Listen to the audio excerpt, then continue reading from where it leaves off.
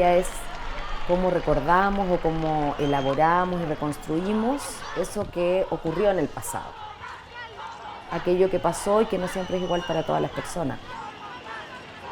Para nosotras la memoria tiene un sentido en la medida en que no se fragmenta, es decir, que incorpora la lucha de las mujeres históricamente.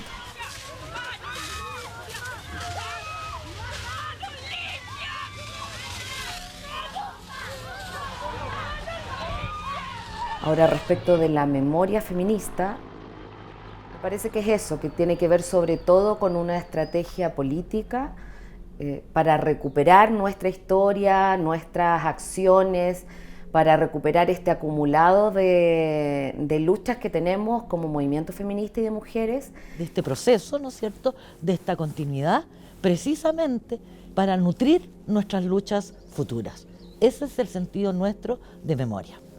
En el caso de las mujeres que luchamos contra la dictadura, yo creo que se invisibiliza fundamentalmente porque las mujeres teníamos un proyecto revolucionario. Una represión que no solo tuvo características políticas formales, digamos, que tienen que ver con izquierdas, derechas, sino que también tuvo un carácter patriarcal en una dictadura que tuvo una regresión en términos de derechos de género muy importante. Todo lo que tiene que ver con la violencia que ejerció el terrorismo de Estado sobre los cuerpos y la sexualidad de las mujeres está absolutamente invisibilizado.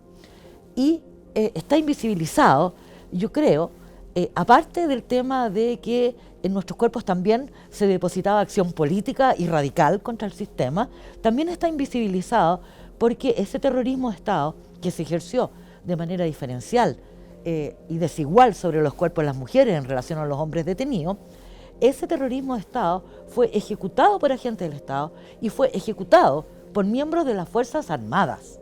Estos valientes soldados, ¿sí?, podrían a lo mejor señalar, y de hecho lo señalan, ¿no es cierto?, la necesidad del terrorismo de Estado. Pero ¿cómo justifican la necesidad de la violación? ¿Cómo justifican la necesidad del aborto forzado?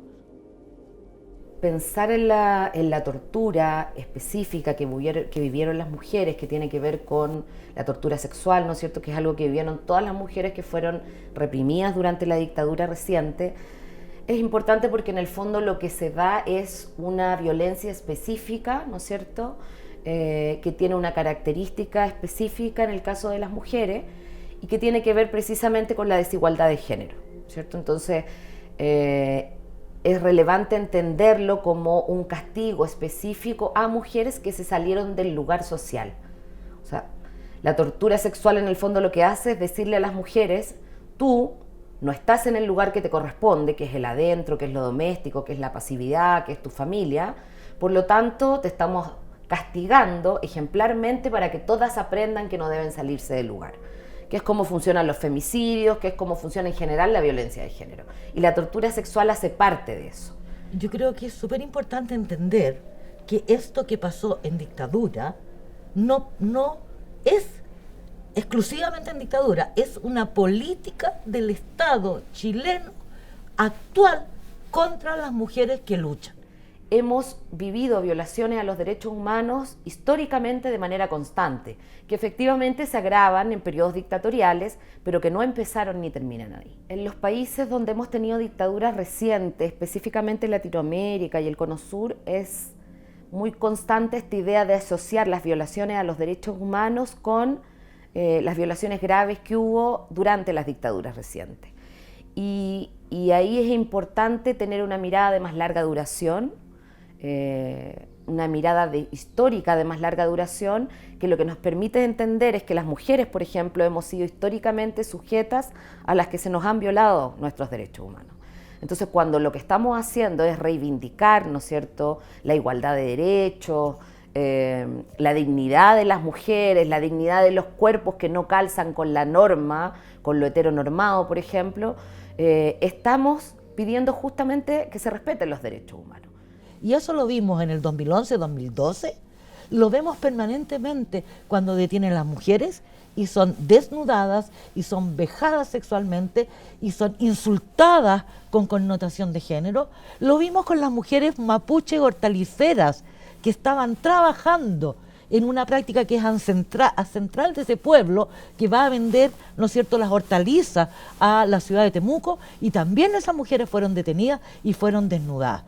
Eso sucede todos los días en países que son democráticos supuestamente como este, en países en los que no hay dictaduras militares, y por lo tanto reducir los derechos humanos solo a las dictaduras no nos permite entender que efectivamente las democracias nos dan más posibilidades de reivindicar nuestros derechos, pero no significa que en democracia no se violen los derechos humanos.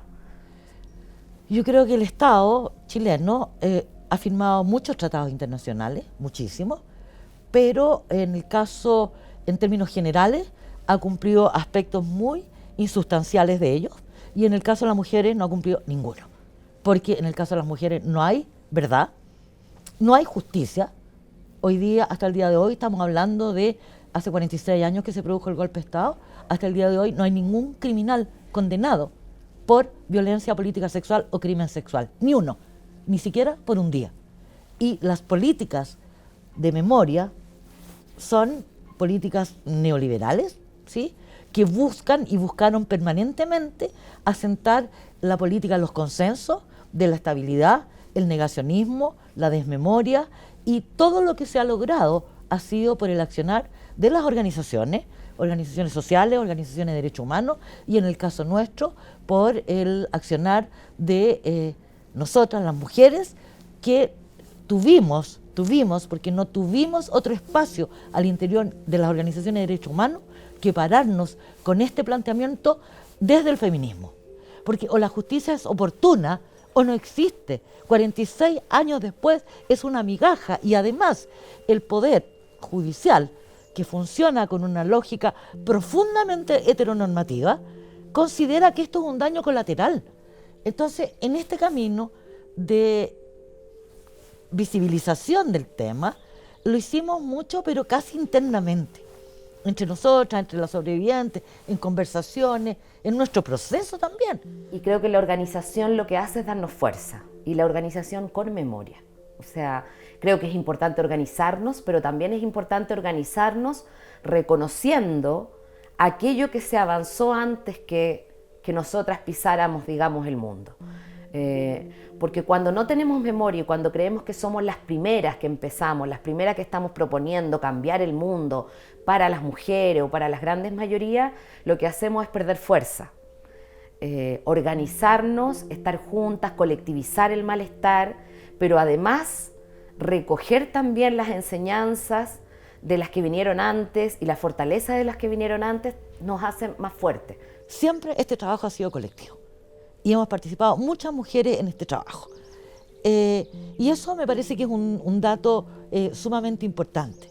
Bueno, y yo creo que también hay otro tema que a mí me sirvió, y que yo creo que nos va a servir a todas las mujeres, es esa tremenda posibilidad que nos da el feminismo, de colocar nuestros propios dolores, estos dolores entre comillas privados, en el espacio político, y transformar eso en lucha. Y a mí me parece que eso es el elemento que sana. Ese es el elemento que nos permite seguir adelante, es el elemento que nos permite ser solidarias con otras mujeres que han sido víctimas de violencia, y es el elemento que nos permite entender que no basta luchar contra la violencia y que hay que luchar contra el sistema.